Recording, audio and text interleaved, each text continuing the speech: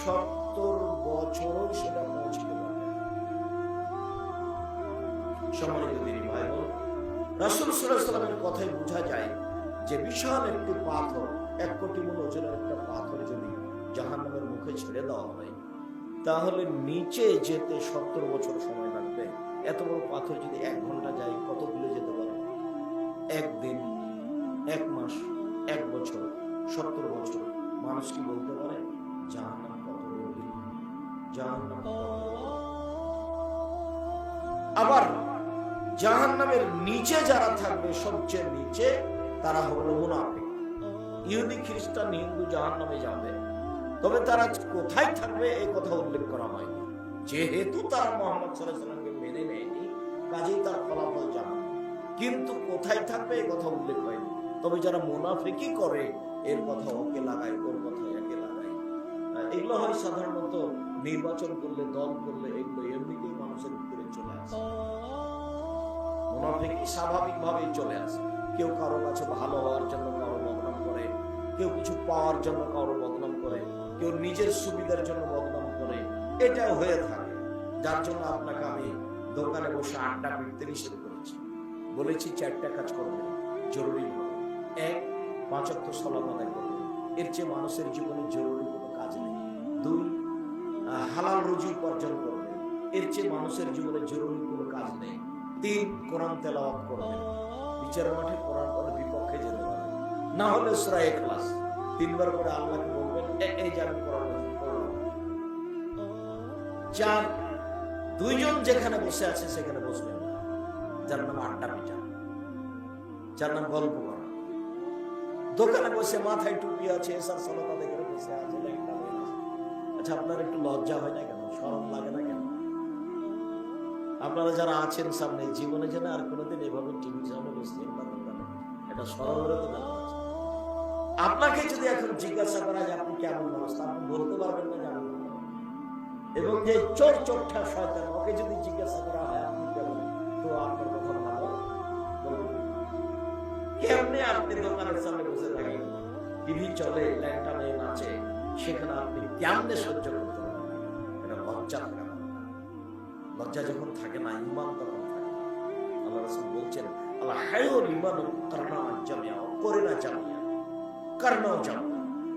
ঈমান এবং লজ্জা একসাথে জমা ধরে আছে। এই যে রফে আহাদু ওয়া রফেল আখার, যখন দুটার একটা উঠে যাবে তখন আরেকটা এমনিতেই চলে যাবে। দুটার একটা যখন উঠিয়ে দেওয়া হবে তখন আরেকটা এমনিতেই চলে যাবে। যার লজ্জা নেই তার ঈমান, যার ঈমান নেই তার লজ্জা নেই, যার লজ্জা নেই তার ঈমান নেই।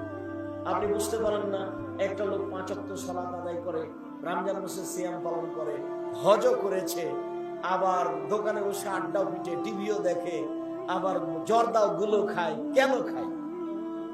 একটা মেয়ে 5 ওয়াক্ত সালাত আদায় করে, বোরকা পরে চলে, আবার স্বামী থাকে না তখন প্রেমের গল্প করে। এটা কেন করে? ও তো বোরকা পরে আছে, ও তো 5 ওয়াক্ত সালাত আদায় করে, স্বামীর টাকা পয়সা আছে, মর্ম উমরাও করে, হজও করে। যখন স্বামী বাড়িতে থাকে না তখন ঠিকই মোবাইলে প্রেমের গল্প করে। আবার যখন ছেলে মেয়েকে অন্তরালে আড়ে রেখে ওই মোবাইলে ল্যাংটা ছবি দেখতে থাকে।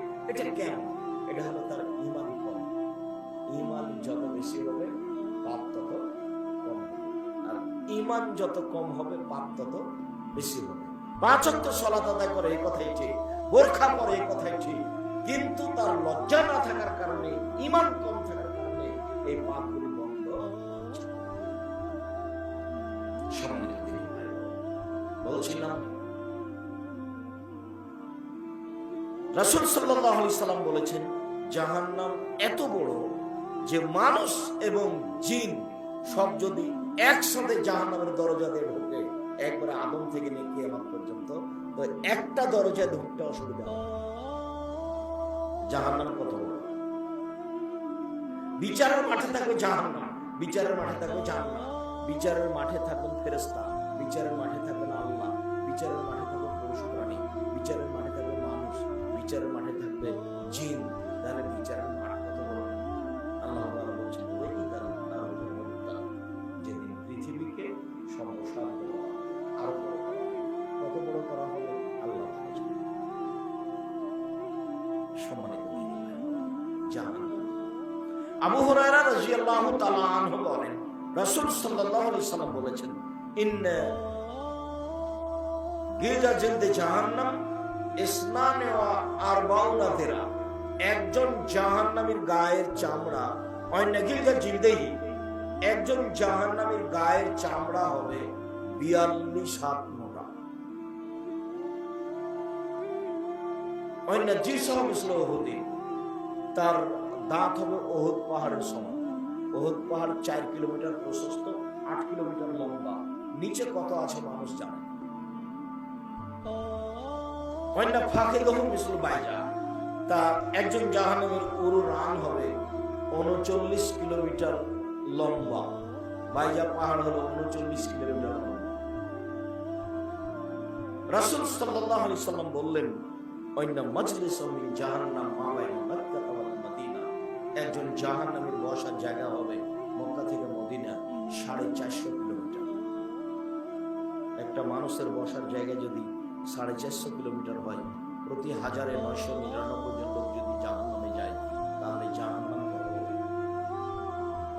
সম্মানিত দিনী ভাই বোন, বলছিলাম জাহান্নামের পরিচয় সংক্ষিপ্ত ভাবে। জাহান্নামকে বিচার মাঠে টেনে নিয়ে যাওয়া হবে। আল্লাহ তাআলা বলেন, ওয়াজিয়া ইয়াউমা ইযিন বিজাহান্নাম, যেদিন বা জাহান্নামকে বিচার মাঠে টেনে হেঁচড়ে নিয়ে যাওয়া হবে। আব্দুল্লাহ ইবনে মাসউদ রাদিয়াল্লাহু তাআলা আনহু বলেন, রাসূল সাল্লাল্লাহু আলাইহি সাল্লাম বলেছেন, জাহান্নামকে টেনে হেঁচড়ে বিচার মাঠে নিয়ে যাওয়া হবে। আল্লাহ সাবুনা আল-জিমাম, জাহান্নামের গায়ে লাগানো থাকবে 70,000 লোহার রশি। মাকুল সিমাম সাবুনা আল-কামালা, প্রত্যেক রশির সাথে থাকবেন 70,000 ফেরেশতা। একজন ফেরেশতার এত ক্ষমতা, এই বিশাল পৃথিবীতে এইভাবে হাত ঢুকিয়ে গোটা পৃথিবী উল্টে দিতে পারে। একজন ফেরেশতার এত ক্ষমতা, এত ক্ষমতাধর ফেরেশতা। এক একটা রশিতে থাকবে 70,000, আর 70,000 রশি জাহান্নামের গায়ে লাগানো থাকবে। এই রশি ধরে টেনে হেঁচড়ে বিচার মাঠে নিয়ে যাওয়া হবে। বলছিলাম জাহান্নাম কোথাও প্রস্তুত আছে মাটির নিচে, যা আল্লাহ রাসূলকে দেখানো হয়েছে। সম্মানিত দিনী ভাই, জাহান্নাম কথা বলতে অবাক। আল্লাহ তাআলা বলেন, ইয়াওমা নাকুলু লিজাহান্নাম হালিম তালাতি ফাতাকুলু হাল মিন মাজিদ। বিচারের মাঠে আল্লাহ তাআলা জাহান্নামকে বলবেন, জাহান্নাম তুমি কি পূর্ণ? তখন জাহান্নাম বলবে, আর কি কিছু আছে? এই দেখেন, আল্লাহ বলবেন জাহান্নামকে যে, জাহান্নাম তুমি কি পূর্ণ? তখন জাহান্নাম কি বলবে? আর কি কিছু আছে? এই যে জাহান্নাম কথা বলছে। আবু হুরায়রা রাদিয়াল্লাহু তাআলা আনহু বলেন, রাসূল সাল্লাল্লাহু আলাইহি ওয়াসাল্লাম বলেছেন, লা তাযালু ইউলকা জাহান্নাম ফাতাকুলু হাল মিন মাজিদ। সর্বদা জাহান্নামে মানুষকে নিক্ষেপ করা হবে, আর জাহান্নাম বলতেই থাকবে, আর কি কিছু আছে? আর কি কিছু আছে? হাত্তা ইয়াদাউ রাব্বুল ইজ্জাতি কাদামাহু ফিহা ওয়া ইয়ানজু বিবাযি ইলা বাযিন ফাতাকুলু তাক তাক তাক। বিচারের মাঠে যখন জাহান্নামে মানুষকে দিতে থাকবে, দেওয়া হবে, আর বলা হবে তুমি কি পূর্ণ? যখন জাহান্নাম বলতেই থাকবে, আর কি কিছু আছে? তখন আল্লাহ তাআলা তার নিজের পা জাহান্নামে ঢুকিয়ে দিবেন।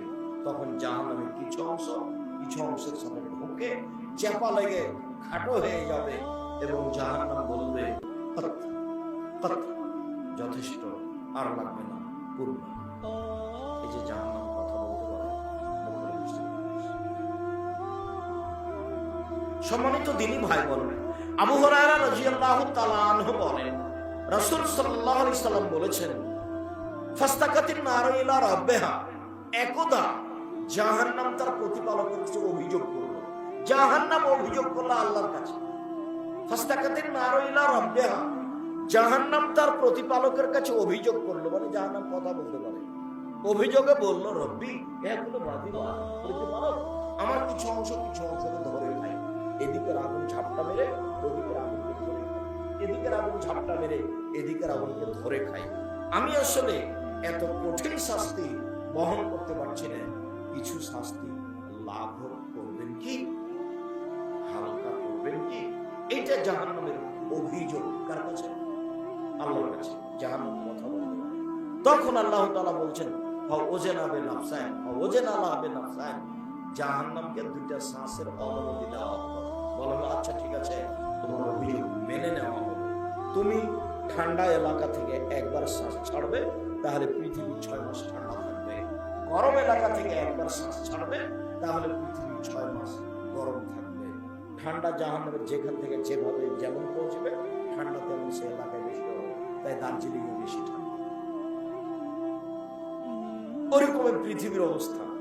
লন্ডন সফরে গিয়ে যখন ডান্ডিতে গেলাম, তখন দেখলাম মানে বরফ তার চেয়ে আরো কোনো দেশে আরো বেশি আছে, যেটা আমরা জানি।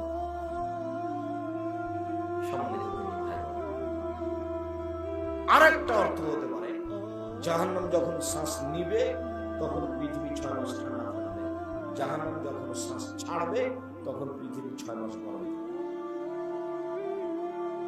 বলছিলাম জাহান্নাম কথা বলবে। আনাস রাদিয়াল্লাহু তাআলা আনহু বলেন, রাসূল সাল্লাল্লাহু আলাইহি সাল্লাম বলেছেন, তাহাজ্জাতুন নার আল তাহাজ্জাতুল জান্নাত ওয়ান নার, বিচারের মাঠে জাহান্নাম এবং জান্নাত আল্লাহর সামনে ঝগড়া লাগিয়ে দিবে। তুমুল ঝগড়া, জাহান্নাম এবং জান্নাত আল্লাহর সামনে। জাহান্নাম বলবে, আমার ভিতরে স্বৈরাচারী, স্বেচ্ছাচারী, বদমেজাজি, জুলুমবাজ কেন? যারা সমাজে জুলুম করেছে, জোর করে মানুষকে জেল হাজতে দিয়েছে, জোর করে জমি দখল করেছে, এক জমি 7 বার বিক্রি করেছে, যারা জুলুমবাজ, যারা সমাজে লুপ্তরাজ করে চলেছে, যারা দাঙ্গাবাজ, যারা বদমেজাজি, যারা স্বৈরাচারী, যারা স্বেচ্ছাচারী, তারাকে জাহান্নামে দেওয়া হবে। তখন জাহান্নাম চিৎকার করে আল্লাহকে বলবে, এরা কেন, এরা কেন আমার ভিতরে? তখন এবার আল্লাহ উত্তর দিচ্ছেন। চিৎকার করছে কে? জাহান্নাম। কার সামনে? আল্লাহর সামনে। অভিযোগ করছে, এরা কেন, এরা কেন আমার ভিতরে? তখন আল্লাহ বলছেন, জাহান্নাম ইন্নামা আনতি, জাহান্নাম তুমি আমার রাগ, তুমি আমার গজব, তুমি আমার রাগ, তুমি আমার ক্রোধ। তোমাকে দিয়ে আমি শাস্তি দিব আমার বান্দার যাকে ইচ্ছে। তুমি আমার রাগ। জাহান্নাম বলছে যে এরা আমার ভিতরে কেন? তা আল্লাহ বলছেন যে তোমাকে দিয়েই তো ওদের শাস্তি দিব, এই জন্য ওরাকে তোমার ভিতরে দিয়েছি। তো জান্নাত বলবে, আমার ভিতরে এত দুর্বল অসহায় মানুষ কেন? জান্নাত হইচই করে বলছে আল্লাহর সামনে, আমার ভিতরে এত সাধারণ অসহায় মানুষ কেন? তখন আল্লাহ বলছেন, ইন্নামা আনতি রাহমাতি, জান্নাত তুমি আমার দয়া, জান্নাত তুমি আমার দয়া, তুমি আমার রহমত, তুমি আমার দয়া। আরহামু বিকা মান আশাউ মিন ইবাদি, আমার বান্দার যাকে ইচ্ছা তোমাকে দিয়ে দয়া করব। আমি যখন কোন বান্দার উপরে দয়া করতে চাইব, তখন কার মাধ্যমে দয়া করব? তোমার মাধ্যমে। জান্নাত তোমার মাধ্যমে। জান্নাত তুমি আমার দয়া, জাহান্নাম তুমি আমার রাগ, তুমি আমার ক্রোধ। যার উপরে আমি রাগ করে আছি তাকে তোমাকে দেব। এই জন্য স্বৈরাচারী, স্বেচ্ছাচারী, বদমেজাজি, অহংকারী, জুলুমবাজ, লুপ্তরাজ তোমার ভিতরে আছে। আর সাধারণ অসহায় মানুষ জাহান্নাম করেছে। জাহান্নাম কথা বলতে জাহান্নামের খড়ি হবে মানুষ ও পাথর। মহান আল্লাহ বলেন, নাস বলে হিজাব। জাহান্নামের খড়ি হবে মানুষ এবং জাহান্নামের খড়ি হবে পাথর। মানুষ তো নয় পাপ করেছে, জাহান্নামে যাবে, পাথর কি করবে? এক ধরনের পাথর আছে, তা দিয়ে জাহান্নামকে ক্ষিপ্ত করা হবে। সে খুব জোরে জোরে ক্ষিপ্ত করা হবে। আর একটা অর্থ হলো এই যে মানুষ যারা মাটি পাথর দিয়ে মূর্তি বানাচ্ছে, এই মূর্তিগুলিকে জাহান্নামে দেওয়া হবে। দিয়ে আল্লাহ অপমান করে বলবেন যে তোর নেতাকে তো তোকে তো জাহান্নামে দিয়েছি, তোর নেতাকে দিয়েছি, যা তুই মূর্তি বানিয়েছিলি, ঠেকা দেখি। সব মূর্তিগুলিকে জাহান্নামে দেওয়া। তাই হলো জাহান্নামের খড়ি হলো মানুষ ও পাথর। জাহান্নামীদেরকে বেঁধে জাহান্নামে নিয়ে যাওয়া হবে। আল্লাহ তাআলা বলেন, খুযুহু ফাগুল্লুহু সুম্মা জাহিমা সাল্লুহু, এদের ধরো, এদের শেকলবন্দি করো, এদের টেনে হেঁচড়ে জাহান্নামে নিয়ে যাও। জাহান্নামে নিয়ে যাওয়া অবস্থাটা স্বাভাবিক হবে।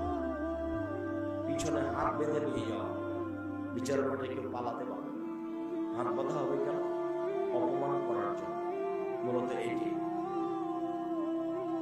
রংপুর গাইবান্ধা পলাশবাড়ির মজিবুর বিএসসি বলেছিলেন, আমি জেলে যেতে এমনিতে রাজি আছি, আমার হাতে হাত কড়া দেওয়া হবে এই যে আমি আসলে মেনে নিতে পারি না, আমার মানিজ্যতের ব্যাপার, আমি এমনিতেই যাব।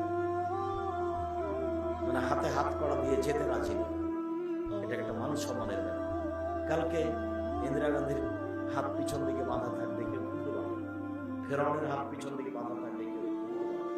যত স্বৈরাচারী জুলুমবাজ অল্প সময় বাঁচতে এসে মানুষের প্রতি অত্যাচার করছে, মানুষকে জেল হাজতে দিচ্ছে, মানুষের জমি জোর করে দখল করছে, মানুষকে অপমান অপদস্থ করছে, এদের হাত পিছনে বাঁধা থাকবে, কেউ খুলতে পারবে না। সেদিন আর দূরে নেই, সেটা মরলে। যেটা আসার সেটা খুব তাড়াতাড়ি আসে, কিয়ামত এক রোজ আগে নেই। যেটা আসার সেটা আসবে, কিয়ামত একদিন আসবে। ছেলেটার পরীক্ষা শুনেছিলাম 20 দিন পরে। আব্বু তোমার পরীক্ষা কবে? আর 15 দিন আছে আব্বু। করতে করতে পরীক্ষা একদিন হয়ে গেছে। আমাদের ঈদ কবে? কুরবানি ঈদ আর 5 দিন আর 7 দিন, তারপর একদিন কি হয়ে গেছে? ঈদ চলে এসেছে। যেটা আসার সেটা চলে আসে, মরণ একদিন চলে আসবে, কিয়ামত তার নাম, কিয়ামত একদিন চলে আসবে, কেউ ঠেকাতে পারবে না। জাহান্নামের উল্লেখযোগ্য শাস্তি হচ্ছে যাক্কুম গাছ, ইন্নাহা শাজারাতুন তাখরুজু ফি আসলিল জাহিম। যাক্কুম গাছ জাহান্নামের নিচে থেকে গজিয়ে বের হয়। অবাক যে পানির ভিতর থেকে ঘাস গজিয়ে বের হয়। যাদের বাড়ি নদীর পাশে তারা দেখেছে যে আমরা চাপানোর নদীর ভাষা তাকে বান বলি, ওই মাটি পানির ভিতর থেকে গজিয়ে উপরে উঠে আসছে।